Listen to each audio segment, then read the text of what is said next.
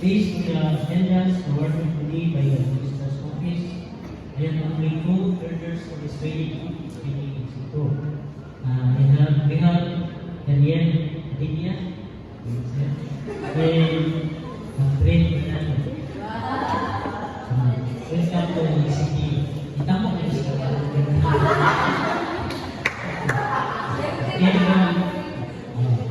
the audience in yung squad.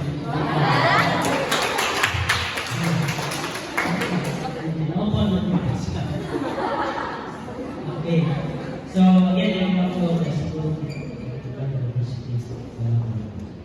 Before I start my being proper, let me ask you first to clean up this Dita Gathering tool. This is the purpose of this Dita Gathering tool is to determine your educational background, personal experiences, and also your learning style. So please clean up this quickly in 5 minutes. Okay, thank you very much.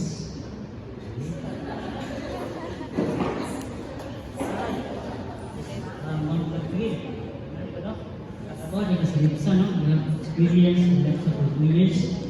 So tomorrow, please authentically your certificate employment para mavalidate na po kung tinutupitin ko kita draft ng pattern. So pattern legal di kasalipsa, no? Good. Kasi dali check na sa kanang hindi wala pang guide experience sa analysis ka. And then, si Catherine is visual learner, and si Daniel kay kinesthetic learner.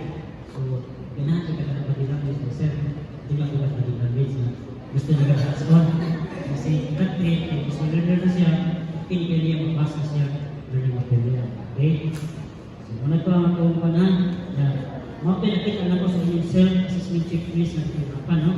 And check si Catherine, katong module 1, draft ng pattern, check ka rin mga yes, kami, pumuntahan ka hindi na nakapag-experience sa website niya. Ngayon ka na nakaka-yes, no? So nakaka-yes. Ang hindi mo yung dahil tomorrow na certificate employment. Si Daniel, checklist, check ka niya na no. So meaning, zero knowledge ka na working. So you will start from the very beginning. Mag-start kita sa module 1, which is draft ng pattern. Okay, so this time, magkakaroon ko orientation on what is, because there is another training, atong gayak na mode of training is CBT or competency-based training. Is man itong gayak training. So this is very unique mode of training. So unsa lang yung CBT? So CBT is very unique approach that focuses on the competency development of the learner as a result of